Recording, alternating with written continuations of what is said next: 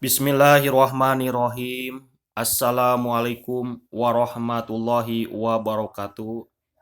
Robi sohli sodli wa yasirli amri lahu uqdatan min lisani yafqahu qoli. Robi jidni ilman warzuqni fahman bi rahmatika ya arhamar rahimin. Jika tidak lebih baik tidak. Saudaraku, jika kesendirian dapat membuat kita senantiasa menjadi lebih baik, dapat membuat kita lebih dekat dengan Allah Azza wa Jalla, maka kesendirian itu lebih baik daripada berkumpul banyak orang, tapi penuh dengan ketidakbaikan. Jika kekurangan harta, kemiskinan, tidak memiliki gelar, jabatan, dan kekuasaan membuat kita senantiasa bersyukur kepadanya, senantiasa mengingat namanya, maka kemiskinan, tidak ada gelar, jabatan, dan kesusahan itu lebih baik daripada kekayaan, gelar, jabatan, dan kekuasaan yang membuat kita lupa kepada Allah Azza wa Jalla, berperilaku sombong, berbuat semena-mena, dan zolim terhadap hamba-hambanya. Saudaraku, Allah Azza wa Jalla berfirman, A'udzu billahi minasyaitonir rajim. Bismillahirrahmanirrahim. Ya ayyuhalladzina amanu kunu qawamina bil qisti syuhada'a lillahi walau ala anfusikum awil walidaini wal aqrabina iyaku goniya aw fakiron wallahu aula biha fala tattabi'u al-hawa antadilu wa inga tal'u aw tu'ridu fa innallaha kana bima ta'malun khabir. Wahai orang-orang yang beriman, jadilah kamu orang yang benar-benar penegak keadilan, menjadi saksi karena Allah, biarpun terhadap dirimu sendiri, atau ibu bapa dan kaum kerabatmu. Jika ia kaya ataupun miskin, maka Allah lebih tahu kemaslahatannya. Maka janganlah kamu mengikuti hawa nafsu karena ingin menyimpang dari kebenaran. Dan jika kamu memutarbalikkan kata-kata atau enggan menjadi saksi, maka sesungguhnya Allah adalah Maha mengetahui segala apa yang kamu kerjakan. Quran Surat An-Nisa ayat 135. Pada ayat yang lain, Allah Azza wa Jalla juga berfirman, Innallaha ya'murukum an tuwaddu amanati ila ahliha wa idha hakamtum bainan nas antahkumu bil adli innallaha ni'imma ya'idukum bihi innallaha kana sami'an basir. Sesungguhnya Allah menyuruh kamu menyampaikan amanat kepada yang berhak menerimanya dan menyuruh kamu apabila menetapkan hukum di antara manusia supaya kamu menetapkan dengan adil. Sesungguhnya Allah memberi pengajaran yang sebaik baiknya kepadamu. Sesungguhnya Allah adalah Maha Mendengar, lagi Maha Melihat. Quran Surat An-Nisa ayat 58. Saudaraku, Rasulullah Shallallahu Alaihi Wasallam bersabda, ada 7 golongan yang akan diberikan naungan perlindungan di akhirat. Dari Abu Hurairah radhiyallahu an, Rasulullah Shallallahu Alaihi Wasallam bersabda, ada 7 golongan yang dinaungi Allah dalam naungannya pada hari di mana tidak ada naungan kecuali naungannya. 1. Pemimpin yang adil. 2. Seorang pemuda yang tumbuh dewasa dalam beribadah kepada Allah. 3. Seorang yang hatinya bergantung ke masjid. 4. 2 orang yang saling mencintai di jalan Allah. Keduanya berkumpul karenanya dan berpisah karenanya. 5. Seorang laki-laki yang diajak berzina oleh seorang wanita yang mempunyai kedudukan lagi cantik. Lalu ia berkata, sesungguhnya aku takut kepada Allah. 6. Seorang yang bersodakoh dengan 1 sodakoh, lalu ia menyembunyikannya sehingga tangan kirinya tidak tahu apa yang diinfakkan tangan kanannya. 7. Seseorang yang berzikir kepada Allah dalam keadaan sepi, lalu ia meneteskan air matanya. Hadis riwayat Bukhari dan Muslim. Rasulullah Shallallahu Alaihi Wasallam bersabda, falidalika fad'u wa astaqim kama amirat wa la tattabi ahwa'ahum wa qul amantu bima anzalallah min kitab wa miratu li'adila bainakum Allahu Rabbana wa Rabbukum lana a'maluna walakum a'malukum la hujjata bainana wa bainakum Allahu yajma'u bainana wa ilaihil masir. Maka karena itu, serulah mereka kepada agama ini, dan tetaplah sebagaimana diperintahkan kepadamu, dan janganlah mengikuti hawa nafsu mereka, dan katakanlah, aku beriman kepada semua kitab yang diturunkan Allah, dan aku diperintahkan supaya berlaku adil di antara kamu. Allah lah Tuhan kami dan Tuhan kamu.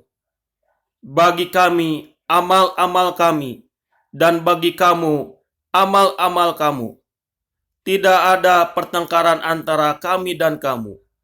Allah mengumpulkan antara kita, dan kepadanya lah kembali. Quran Surat Asy-Syura ayat ke-15. Rasulullah Shallallahu Alaihi Wasallam juga telah memerintahkan untuk berbuat adil, karena orang yang adil adalah orang yang mendapatkan keberuntungan. Rasulullah Shallallahu Alaihi Wasallam bersabda, sesungguhnya orang-orang yang berlaku adil di sisi Allah akan berada di pundak cahaya di sebelah kanannya, yaitu orang-orang adil adalah mereka yang berlaku adil dalam mengambil keputusan hukum dan berlaku adil terhadap sesuatu yang diamanatkan kepadanya. Hadis riwayat Muslim.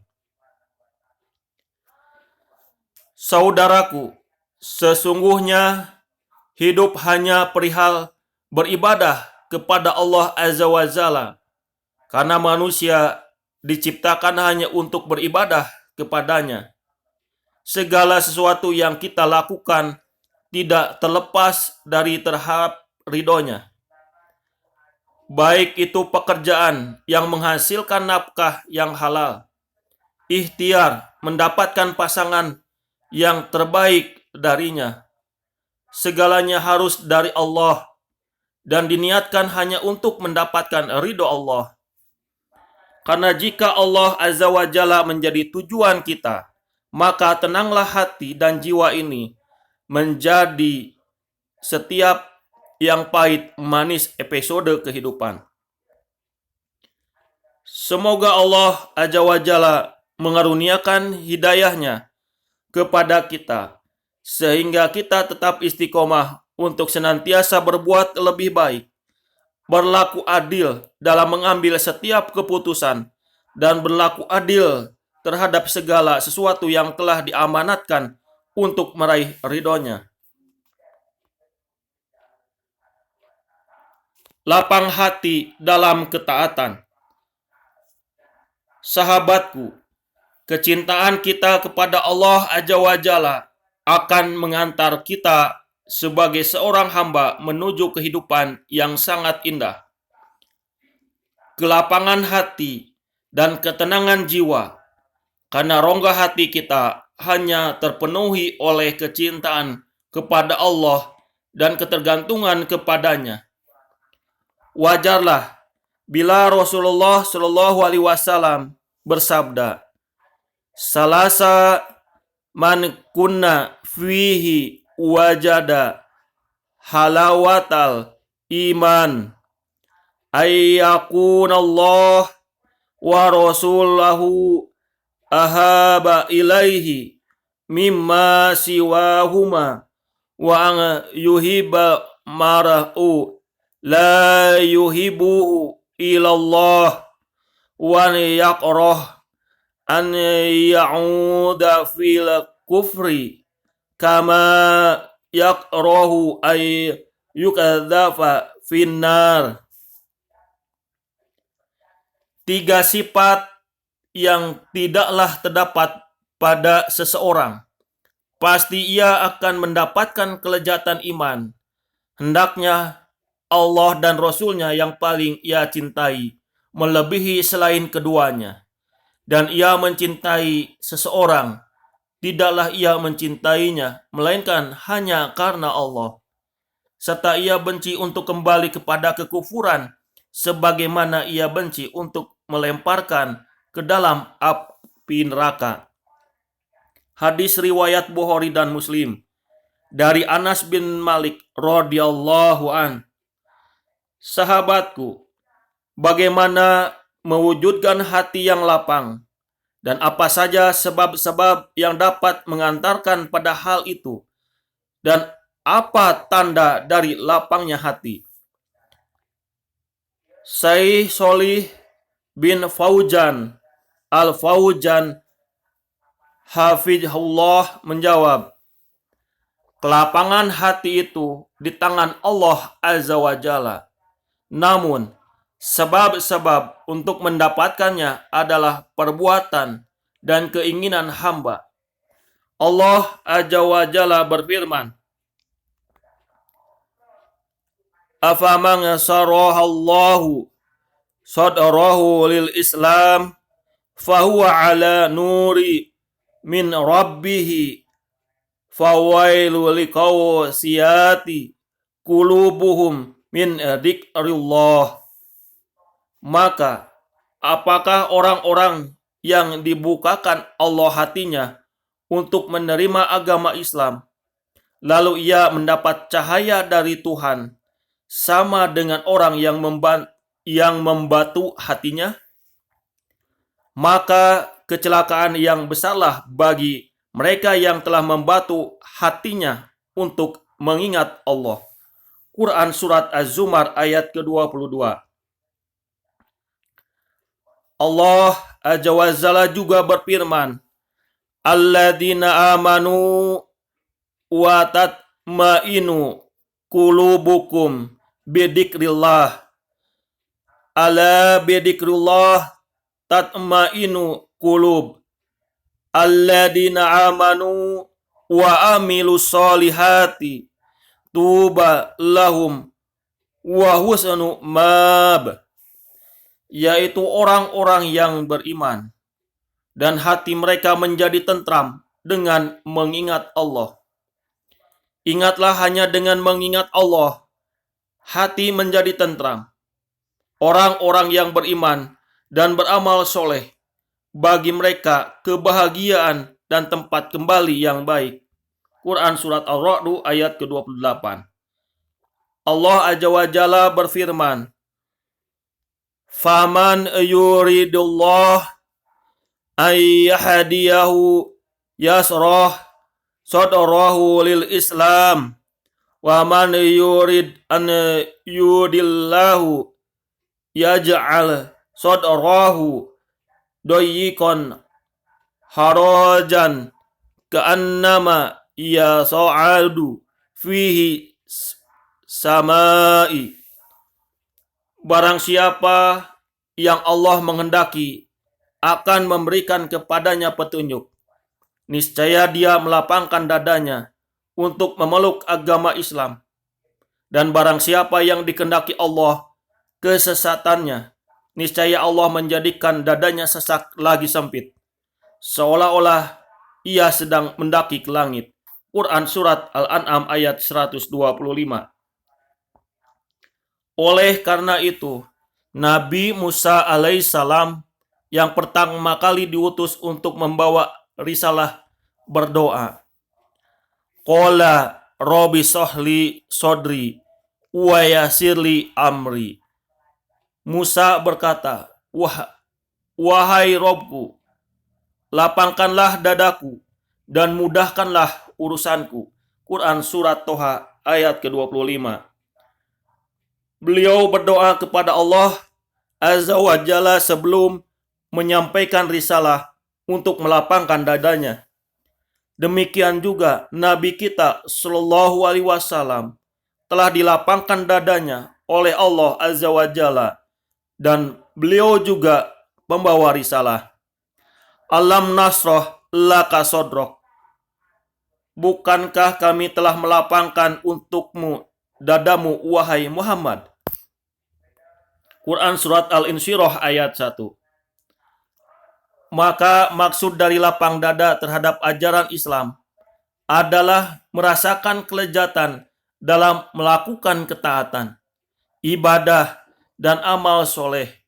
Dan jika dada seorang itu sempit terhadap Islam, ia lari dari ketaatan, dan dadanya pun menjadi sesak lagi sempit. Inilah orang yang tercela. Salah satu di antara keistimewaan besar berpegang teguh dengan Islam adalah apa yang disebutkan Allah Azza wa Jalla dalam firman-Nya.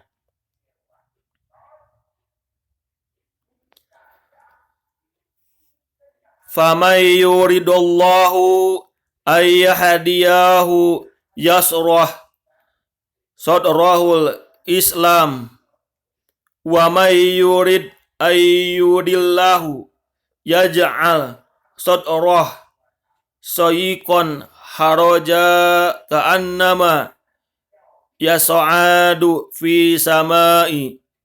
Quran Surat Al-An'am ayat 125. Barang siapa yang Allah menghendaki akan memberikan kepadanya petunjuk, niscaya dia melapangkan dadanya untuk memeluk agama Islam. Dan barang siapa yang dikehendaki Allah kesesatannya, niscaya Allah menjadikan dadanya sesak lagi sempit untuk menerima kebaikan Islam, seolah-olah ia sedang mendaki langit. Sahabatku, marilah kita senantiasa memanjatkan doa agar hati ditetapkan dalam hidayah dan dilapangkan hati serta dimudahkan dalam segala urusan. Rabbi sohli sodri wa yassirli amri. Wahai Robku, lapangkanlah dadaku dan mudahkanlah urusanku. Rabbana la tiju qulubana ba'da id hadaitana wa hab lana min ladunka rahmah innaka antal wahhab. Ya Rob kami, janganlah engkau jadikan hati kami condong kepada kesesatan sesudah engkau beri petunjuk kepada kami, dan karuniakanlah kepada kami rahmat dari sisi engkau, karena sesungguhnya engkaulah maha pemberi karunia. Quran Surat Ali Imran ayat ke-8. Rabbi sholli sodri wa yassirli amri wahlul uqdatan min lisani yafqahu qawli. Ya Robku, lapangkanlah untuk dadaku dan mudahkanlah untukku urusanku, dan lepaskanlah kekakuan dari lidahku supaya mereka mengerti perkataanku. Quran Surat Toha ayat 25 sampai 28. Doa ini yang disampaikan oleh Nabi Musa alaihissalam kepada Allah Subhanahu wa taala ketika akan mengajak Raja Fir'aun beserta rakyatnya untuk memasuki agama Allah. Rabbana atina min ladunka rahmah wa hayyi lana min amrina rasada. Wahai Rabbku, berikanlah rahmat kepada kami dari sisimu dan sempurnakanlah bagi kami petunjuk yang lurus dalam urusan kami ini. Quran Surat Al-Kahfi ayat 10. Doa ini yang disampaikan oleh Ashabul Kahfi kepada Allah Subhanahu wa taala. Semoga Allah Azza wa Jalla mengaruniakan hidayahnya kepada kita, sehingga kita tetap istiqomah, senantiasa berlapang hati dalam ketaatan untuk meraih ridhonya. Amin ya Allah, ya Rabbal Alamin. Subhanaka Allahumma wa bihamdika ashhadu an la ilaha illa anta astaghfiruka wa atubu ilaik. Subhana rabbika rabbil izzati amma yasifun wa salamun ala mursalin walhamdulillahi rabbil alamin. Nasrun minallah wa fatun qarib wa basyiril mu'minin. Fastabiqul khairat. Wassalamu alaikum warahmatullahi wabarakatuh.